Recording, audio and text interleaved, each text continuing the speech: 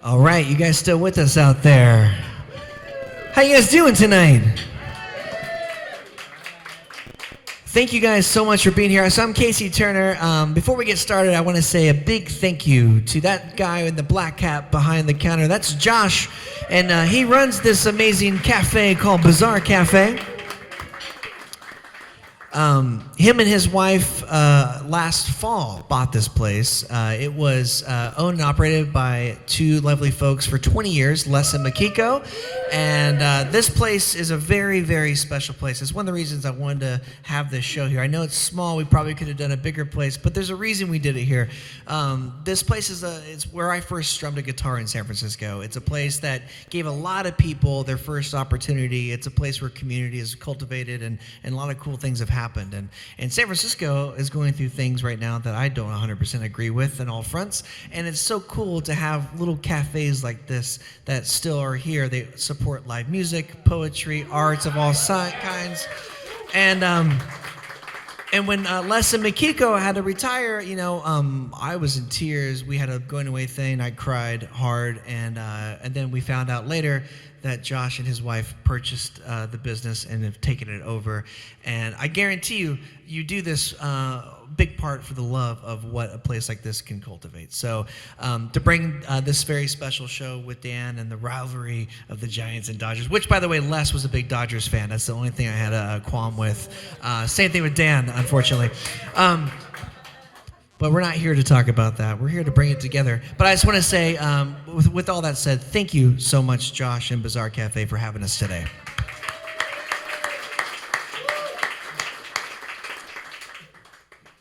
Someone got a blood orange probably, and I forgot. No, I got Trick, I got Car, I got one more blood orange probably with you. Yes. Oh, that would be a really good idea. I will do that.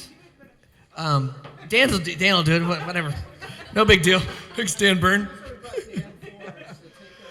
Really cool thing that came together because of this lovely person here, Evie. She made this amazing poster. If you see it, it's all the paintings on the wall right now. This is all Dan Bern's art of the great Giants and Dodgers rivalry, and he painted all the greatest folks from the eras, and he's got more that aren't even on the wall, but this poster kind of like sums it up, and you can purchase this here from Lulu for a mere $20, and it's on really nice paper, and the design is amazing, so be sure to take one of these home with you. Right here at the merch table. There it is. The in-between music I was playing is a guy named Tim Flannery. If you don't know who Tim Flannery is, he was a third base coach for the Giants. There's the latest painting. There's Flan. I'm wearing my Tim Flannery jersey. I do a lot of shows with Flan every year at the Hot Monk on Labor Day weekend. We have his band play, and he's a good friend. And he couldn't be here today. I actually invited him. He's in Mexico swimming with his son. What a bummer. I feel so sorry for him. But he did say, just tell everyone hi, and it's really cool that we're doing this. So I want to say thank you for selling this show out. Thank you for being here. And without further ado, I'm going to turn it over to who I think is a fantastic, incredible, legendary songwriter. And it's so rad to have him in this intimate space, sharing his paintings, songs, and talking about one of my favorite things, baseball. Ladies and gentlemen, please welcome Dan Bern.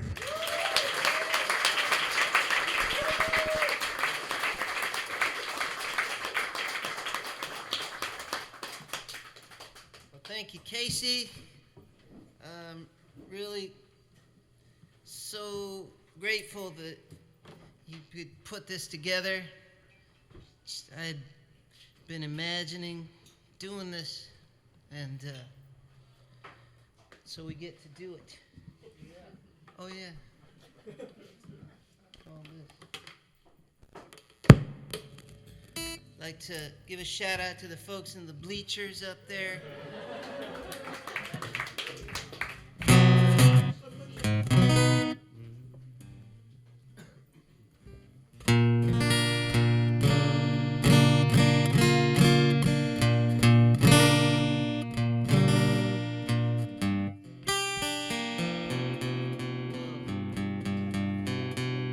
It's that San Francisco weather.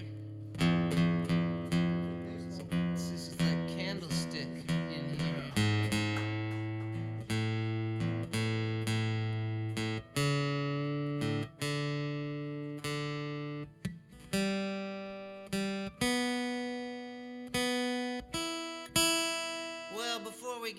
really started and rolling, maybe we'll sing a song we all know. How about that?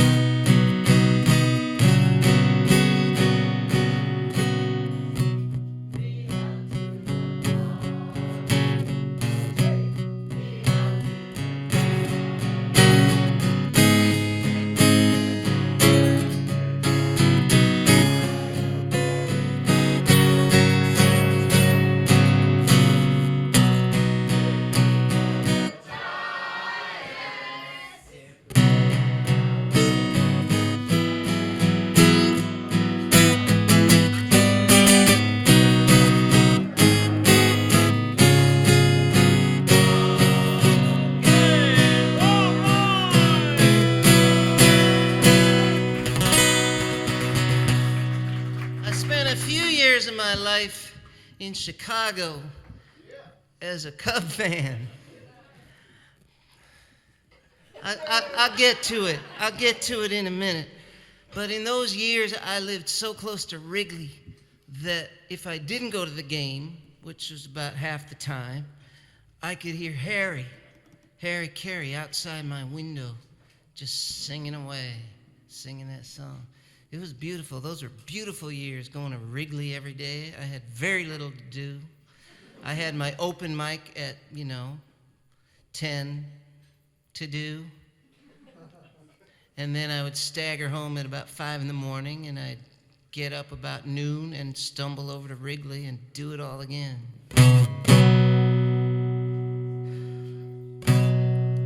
So I feel like I'm kind of uniquely qualified, suited to do a show like this about the Giant-Dodger rivalry because, back it up just a little bit, I came from a place where there is no Major League Baseball, a desolate place called Iowa, where baseball was just a rumor or something on TV once a week. The Cubs, only the Cubs. And when I was in about 4th grade, suddenly I came of age sports-wise. And the first book I read was called The Baseball Life of Willie Mays. And I started following the Giants in the paper, checking out the box scores, and he was still playing. I mean, the following week I read The Baseball Life of Sandy Koufax. If I had read that one first, I would have probably been a Dodger fan. But I read the Mays book first, so I was a Giants fan for years and years and years. And then I moved to L.A. I spent much of my adult life living in Los Angeles as a Giants fan. That happened. And then I went away for a while, and then I went back to L.A. And this time, we were living literally a 5-minute walk to Dodger Stadium. Vin was still in his heyday. And my daughter was born. We started going to the game. We started looking at the game sort of through this new lens, through her eyes. Puig came in. I know how you feel about Puig. I'm aware. But on our side of things, Puig was like the reason to go to the game and watch the game.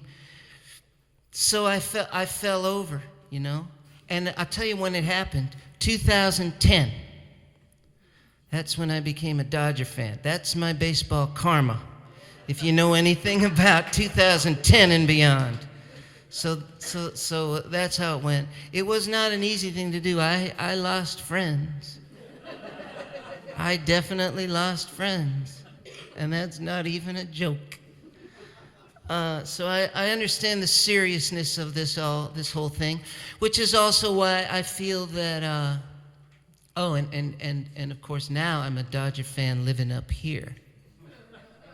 So I'm like Les, I think, who used to own this place, just a contrarian at heart. But I've come to feel that. As much as taking one side or the other, and I've taken one side or the other, and we all generally do, I come to feel that just realizing the whole scope of these two teams is quite a thing. And so I just feel like I just want to celebrate it right now. So you're part of that. Congratulations.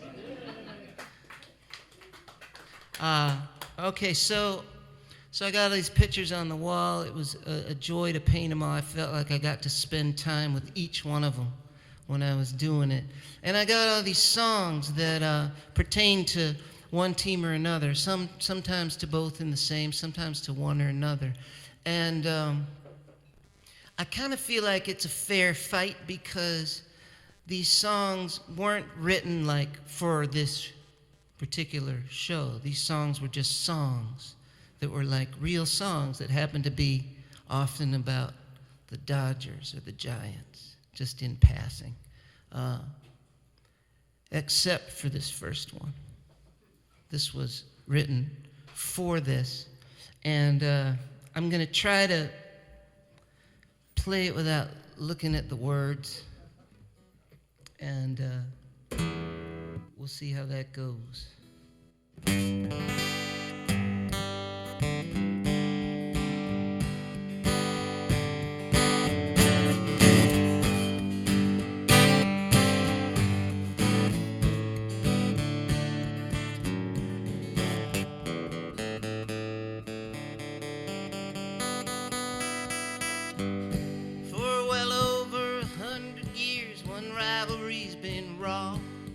Back to Wilbert Robinson, back to John McGraw, back even before Babe Ruth broke in with the Sox.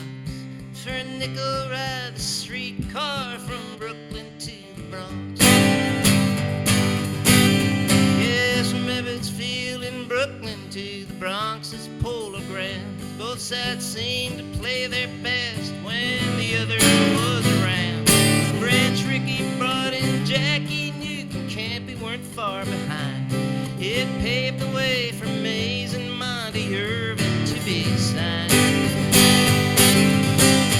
Yes, I always thought the Dodger-Giant rivalry was best. It survived and thrived, and both teams pulled up stakes and headed west. Mays and all the Giants planted roots up by the bay, while Colfax and the Dodgers were the toast of L.A. They picked right up where they left off. The stadiums were filled. Drysdale and Cepeda, McCovey, Maury, Wills. One August night in '65, it all came to a head when Marisol turned and cracked a bat on Johnny Roseburg's head. Rivalry, passion's running hot from sea to shining sea. This is a real thing, ain't no fantasy. Rivalry.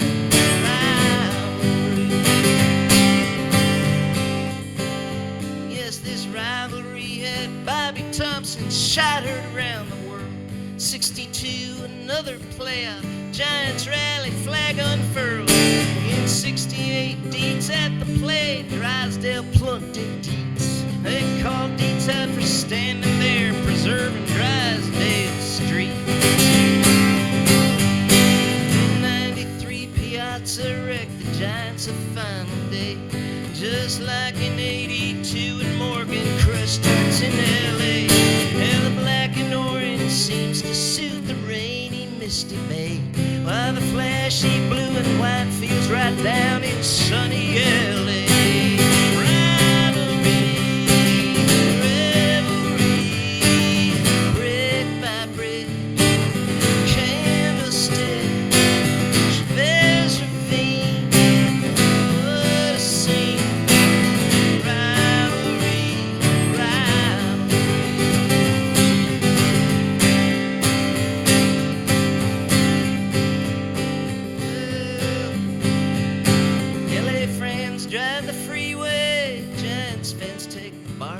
Both teams that try to be better than the Yankees, mostly they aren't.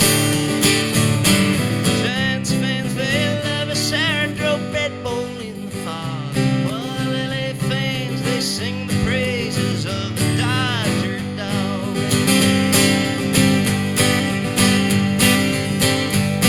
This foggy granny's games are great, but sometimes hatred's run. Sometimes the fans get ugly, and then it ain't no fun. Sometimes the Dodger rivalry gets a little dark. Sometimes you're scared to wear your hat in the other team's park. Yeah, but they all play the same game with 108-stitch ball. Both have a bunch of pennants hanging on the wall. Giants got 5 series trophies, Giants got 3 cups. But even LA knows San Francisco's catching up. Yeah, Bobby Bonds, Kid Barrett.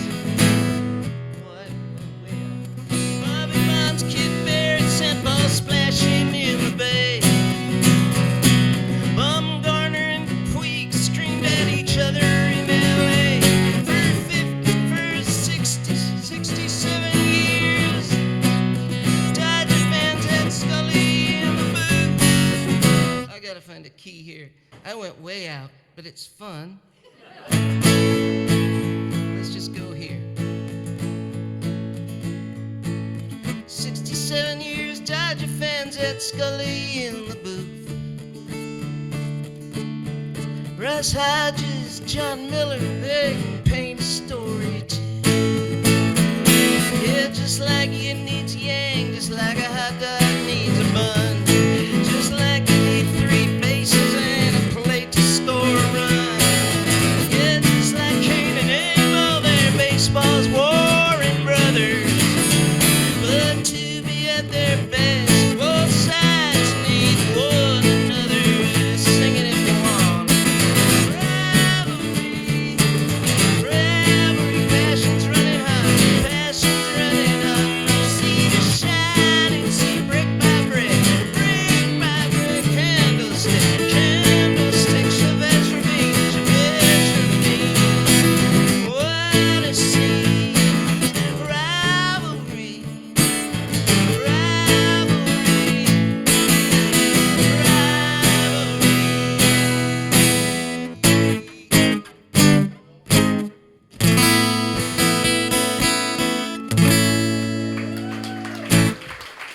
Thank you. I need something to drink. Thanks. Whew. Okay, well, either you're really into this or you're like, how did we get here again? Well, we'll just hope for the best here. We'll assume the best. Plus, if you want to leave, it's going to be kind of hard, I think. Thank you, thank you, thank you.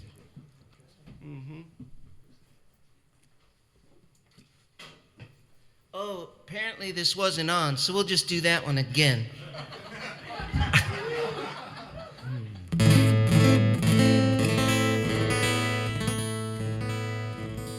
So this is kind of a what-if song, I guess.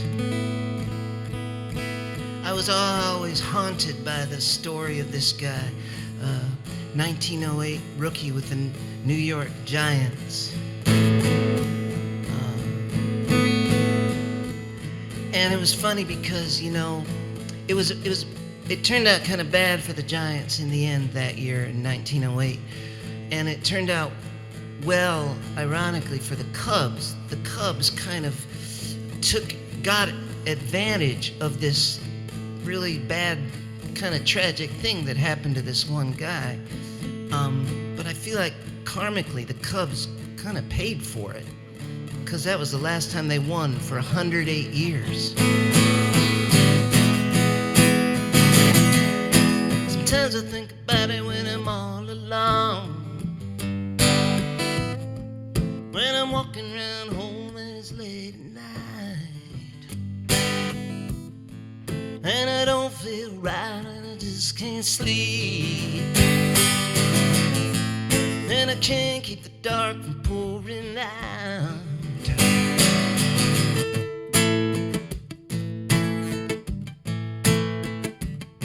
It was a gray afternoon at the Polo Grounds.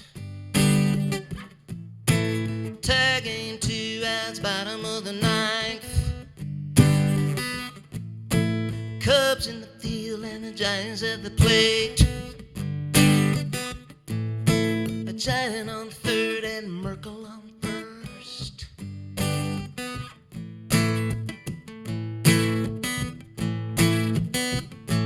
Well, the Giant at the plate hits a single up the middle.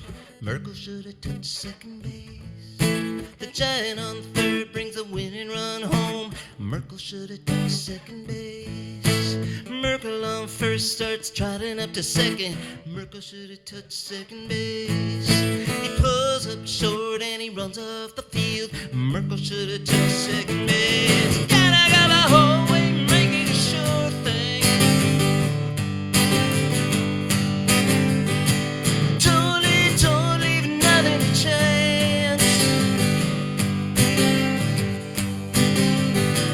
Gotta go the whole way, make it a sure thing. Don't leave nothing to chance.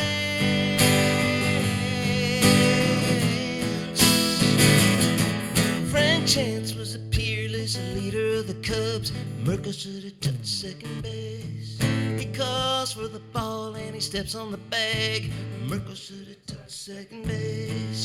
The ump yells you're out and he takes the run away. Merkle should have touched second base. Extra innings, Chicago wins. Merkle should have touched second base. Gotta go the whole way, make it a sure thing. Don't leave nothing to chance.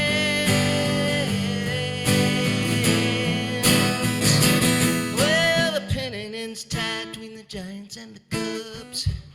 They play one game with the season on the line.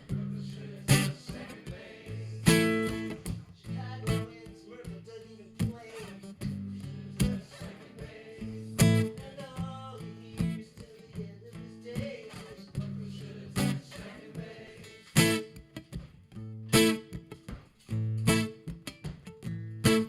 Hitler would have never invaded Poland. Merkle should have touched second base. My mama and my dad would have raised me as a wolf. Mommy Lulu, he would have married Dan Quayle. If Joe shows up, he's second down.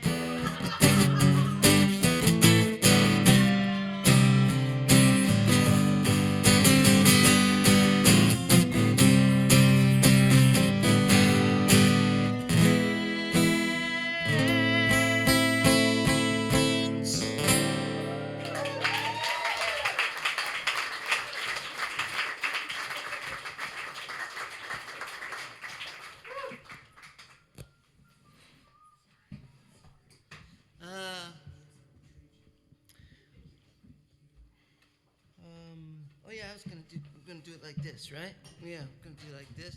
This is Lulu.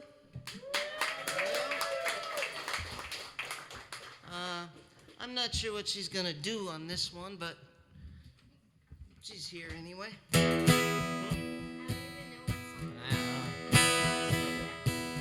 Sometimes it becomes, or seemingly becomes, very important to learn a particular list of some kind.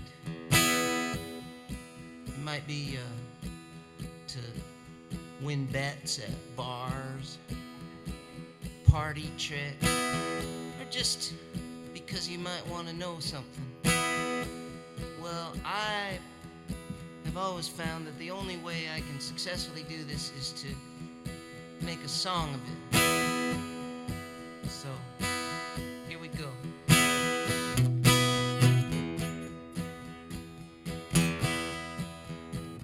This is a year home run totals of the Great Barry Bonds. This is the year-by-year home run totals of the Great Barry Bonds. In 1986, in 1986, he hit 16 home runs, then 25, 24, 1933. 25, 34, 46, 37, 33, 42, 40, 37, 34, and 49. 73, 46, 45, 45, 5, 26, 28. This is the year-by-year home run totals of the Great Barry Bonds. This is the year-by-year home run totals of the Great Barry Bonds. He won the MVP in 1990, 1992, and 93, and 01, and 02, and 03, and 04. This is the year-by-year home run totals of the Great Barry Bonds. This is the year-by-year home run totals of the Great Barry Bonds. 1986, he hit 16 home runs, then 25, 24, 1933. 25, 34, 46, 37, 33, 42, 40, 37, 34, and 49. 73, 46, 45, 45,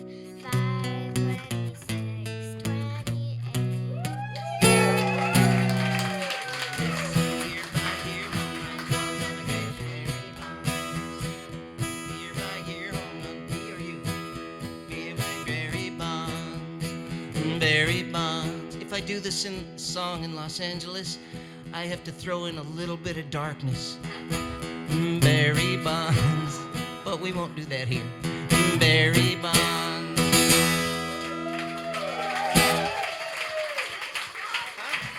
Yeah. Thank you, Lulu.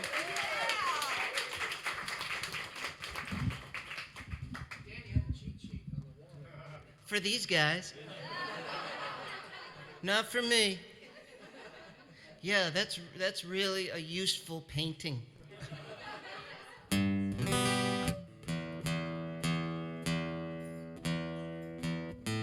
We're gonna do at least I think. Do you guys want a little well, we'll see. We might do two little things with a little break in between. Do you want to do that? Sure. Or do you want to just go straight through? All right. We'll figure it out. You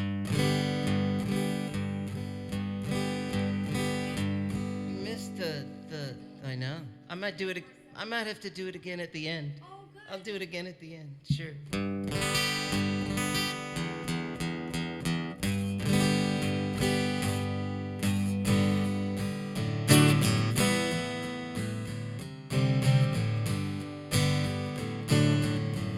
Usually, if I'm playing someplace, I might try to sneak in a baseball song or two, you know.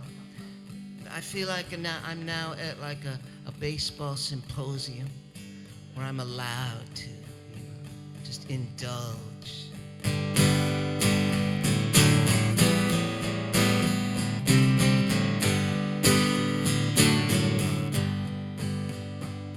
If the Dodgers had stayed in Brooklyn, maybe things would be different today. Maybe John F. Kennedy would have been president until 1968. I don't know, I wasn't born yet. I was just wondering, hope that's okay. If the Dodgers had stayed in Brooklyn, maybe things would be different today. Maybe we'd spend our money differently, like making sure some third grader didn't have 45 other kids in his third grade class. Maybe a car would get 150 miles to a gallon of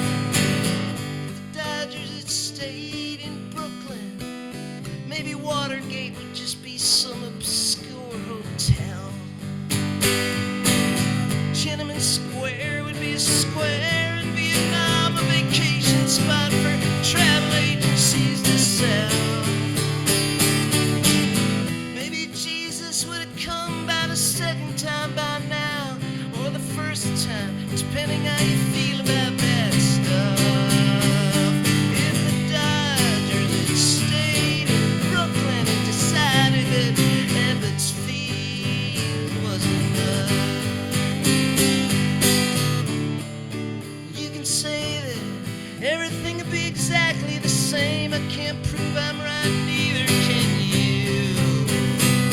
But if one kind heart leads to another kind heart, what do you think one greedy heart can do? The Dodgers that stay in Brooklyn.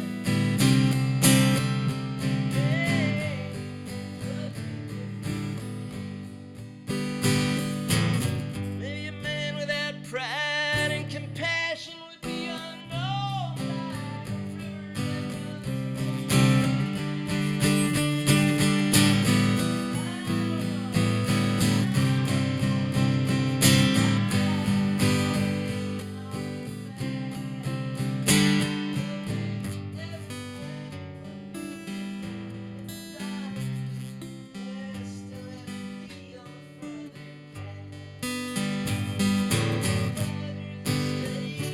river maybe things would be different today.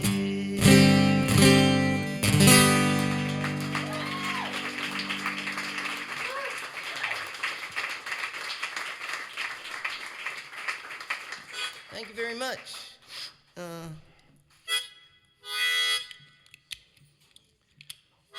Well, there's a few things I feel like rival fans can always agree on.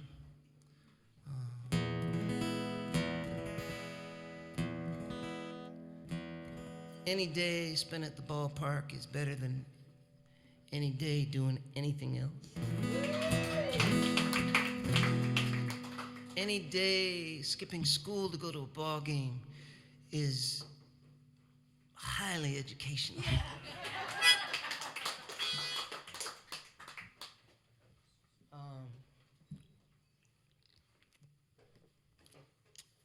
Any food at the ballpark is good and good for you.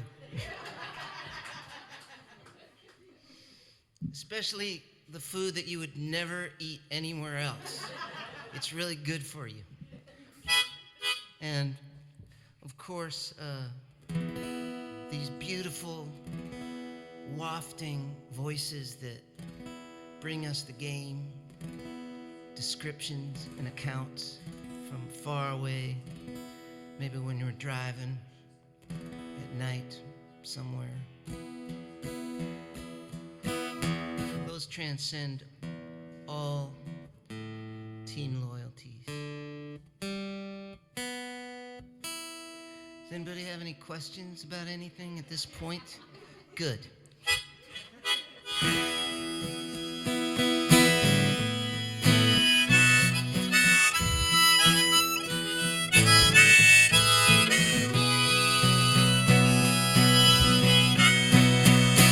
Tonight I feel so far away from you. What did you do tonight?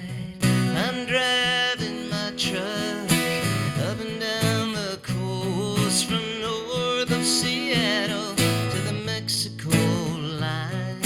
Right now I'm in San Bernardino. All day long it was 95 degrees, but at least tonight I get to hear the golden voice of Vince Scully.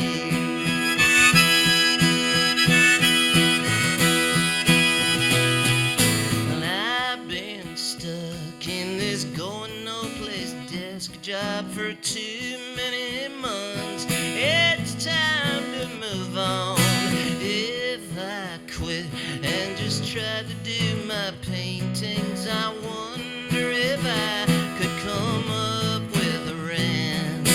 I still root for the Yankees back east. Never did take to these local teams, but at least tonight I get to hear the golden voice of Vince Scully.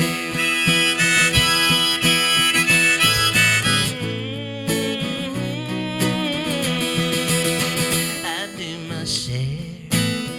I knock about.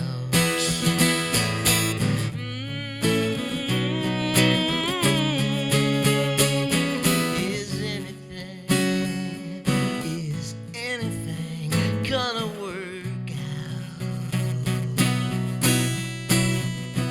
Now sometimes I'm almost out of range. I head south of the valley, pick up the game, pull off the road, jump out of my van, lean against the hood, still hot from the drive. Trees fade out in the black of the night. Sometimes it goes hard to see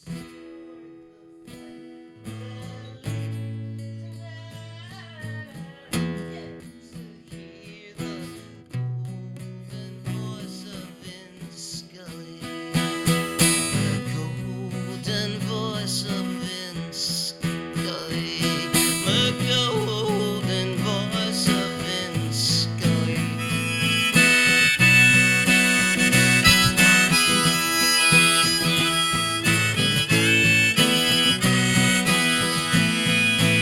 A Sunday evening in late May, in a beautiful part of San Francisco, not by where the ballpark was. No, this is over more in the Presidio, Richmond area, I think it's called.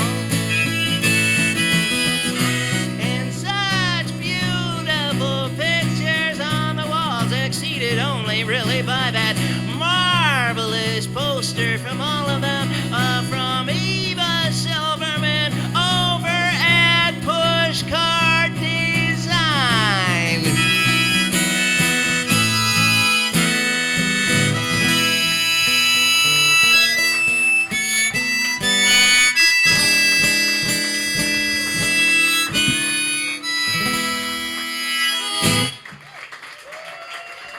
All right.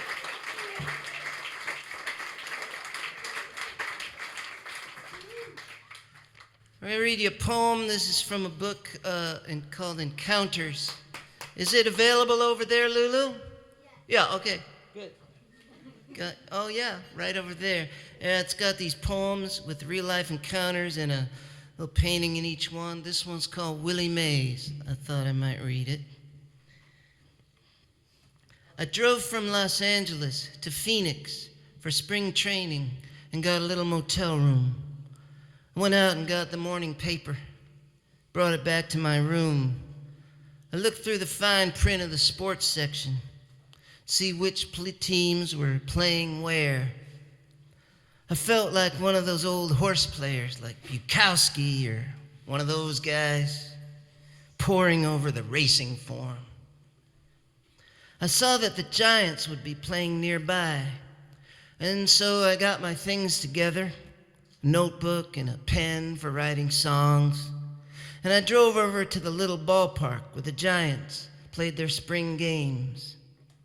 I stood around for a while, waiting for when they'd open the gates. All of a sudden, a man walked past. He was wearing canary yellow pants and a matching canary yellow shirt. It was Willie Mays. Everyone parted like the Red Sea before Moses and his crowd. And Willie Mays glided past, all in bright yellow and smiling. The gates opened for him, and he drifted through.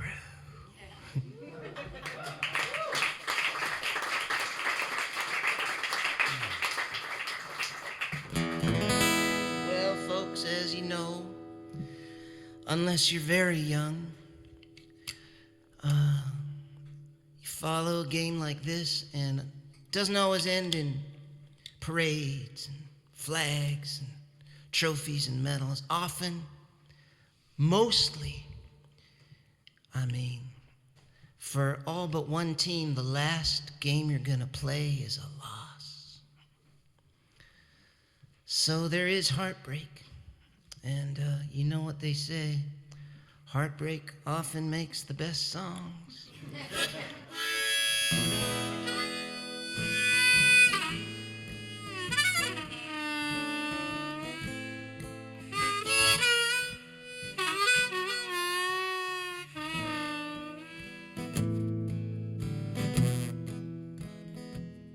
The moon is hanging low, the leaves are on the ground. This winter will be long and cold. I do believe the birds have even stopped singing. The Giants lost the World Series. I hope I'm not triggering.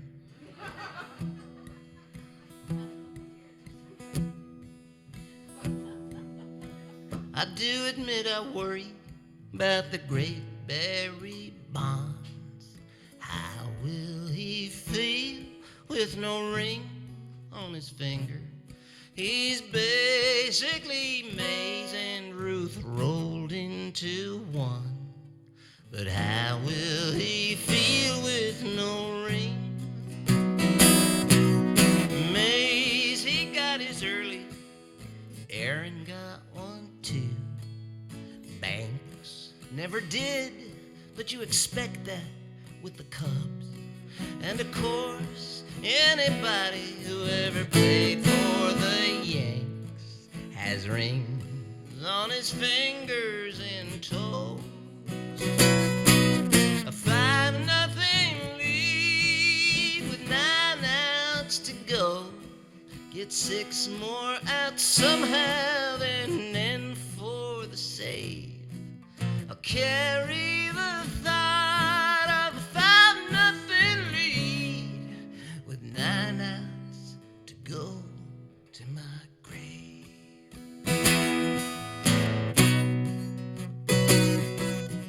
I was in England, far, far away.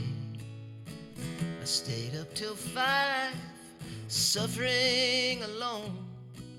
And when it was over, I even thought maybe the result might be different in America. Dusty, oh Dusty, why'd you pull Ortiz? Why'd you pull Rodriguez? Why'd you pull Worrell? I rubbed my eyes and tried to understand how men was on the mound with no outs in the eighth. The 5-0 lead.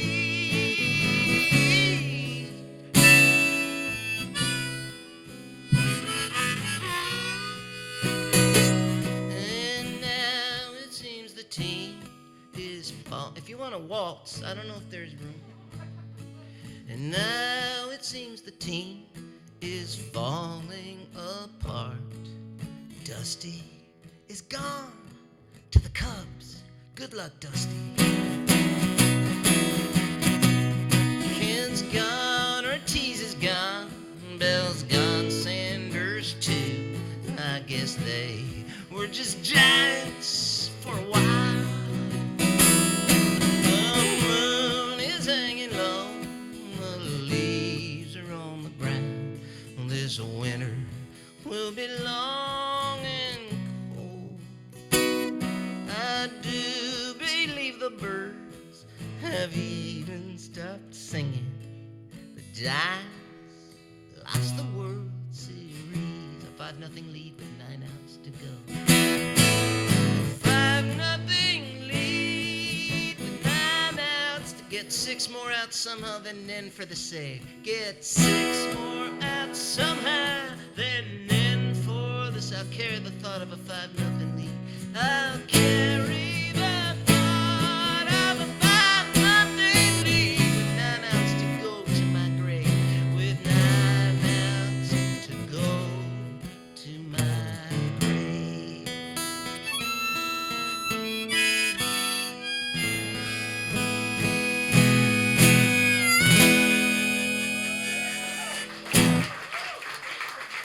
Okay.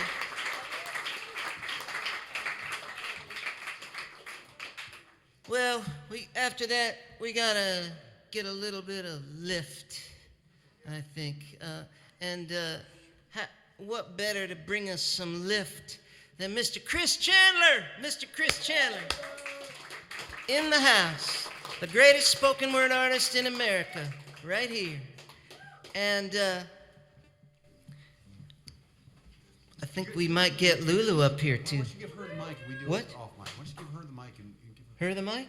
Yeah. Well, let's all do it off mic. I think we can all do it off I mic. think you can. All right. Well, what about this? Should we turn this down? I can yell over your guitar. All right. Okay. All right. Let's just yeah. That's good. This is Chris Chandler, everybody. So, finding those common threads, like the announcers and the food and the ballparks and just the game itself.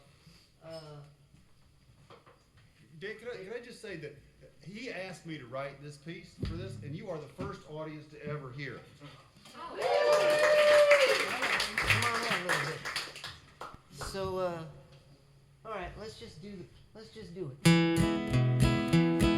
In case some folks said beforehand. They said, so we're really glad to be here. We don't know anything about baseball. So I'm just trying to also remember that, not everybody is like, Bill James. And, okay. So this guy has his number retired, not just by one team. That's when they say, okay, you were so great that, like Babe Ruth has his number retired by the Yankees. No, you'll never see another Yankee wear number 3 because he has his number retired. So that's fairly common. By the way, some of you may know this is interesting. Babe Ruth had the number 3 because he batted 3rd in the lineup. Gary was number 4 because he batted 4th. In the early days, those are like the first guys that had numbers. Before that, they didn't even have numbers, I think, in the teens. I don't know when they, but it was pretty early. So that's why. What? 1932? 32? Yeah, before 32. I'm sure Ruth was 3 before 32. Yeah. Yeah. But thanks anyway. I'm sorry we can't give you the prize. Next time. All right. Actually, here you can have a prize just for participating. There's a Radio Free Bernstein sticker. Okay. Okay.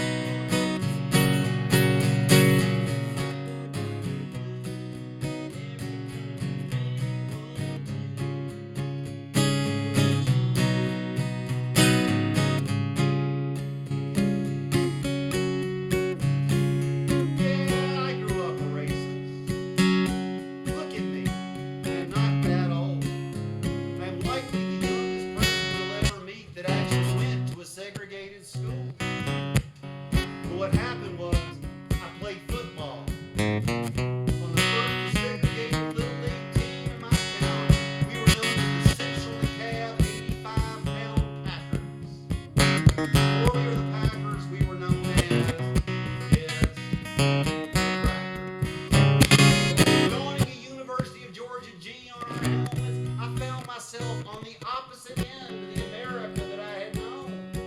I learned to depend on, play with, sacrifice for my black teammates. And when the Packers played, and I was about Lulu's age when I was playing for the Packers. And when the Packers played teams in counties more isolated than DeKalb, I found my team, and therefore myself, on the receiving end of jeers and threats, and even getting into sandlot brouhaha, defending my team, but vicariously defending desegregation. Change is afoot. Let's give it a hand.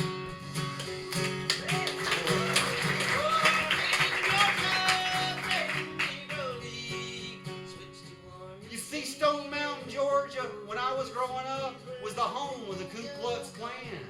Martin Luther King singled out my hometown in his famous I Had a Dream speech. But today, Stone Mountain, Georgia has a black mayor. And Stone Mountain, Georgia has accepted more Syrian refugees than New York City and Los Angeles combined. And none of that would have happened without rivalries and without 42 wearing Dodger blue. 42! 42! That was 42.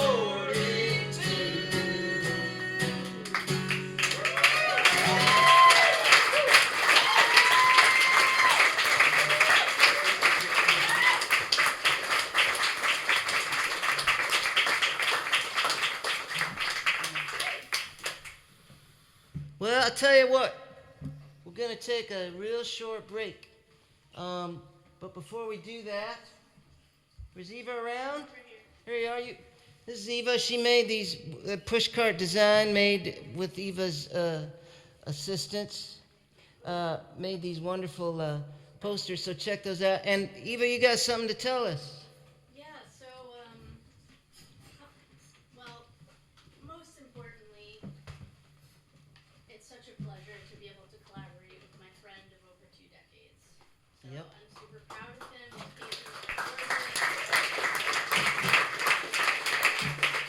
I'm glad I got to help create a piece of that, but that's all your work. I just put it together.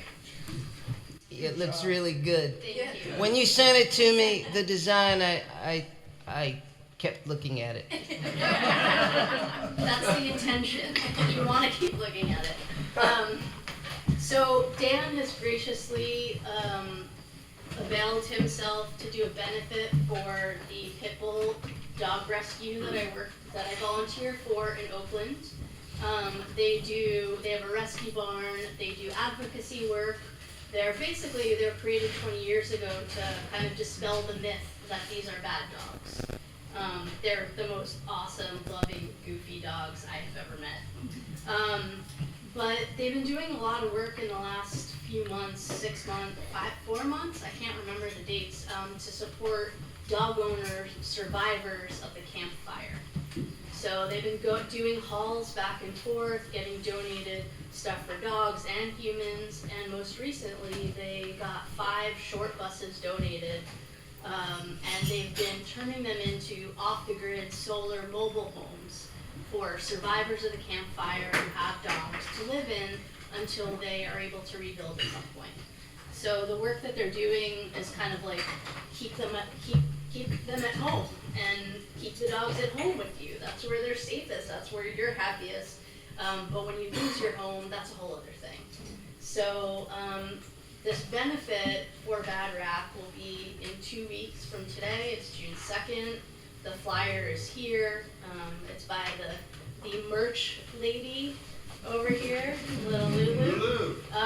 You have to buy a ticket online, and then you get the information of where the spot is. But it's this gorgeous 2-acre property in Oakland Hills. I get to be there every week with the dogs and see the sunset from that view every week. It's awesome. So it's going to be a sweet, unique show.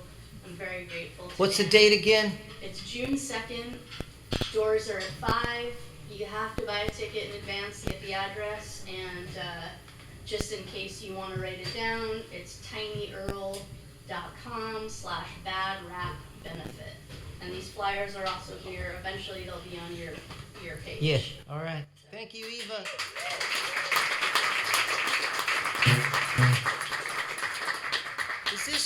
Was this being weird? It was being weird, right? Is it okay now? All right. If it gets weird, I'll unplug it.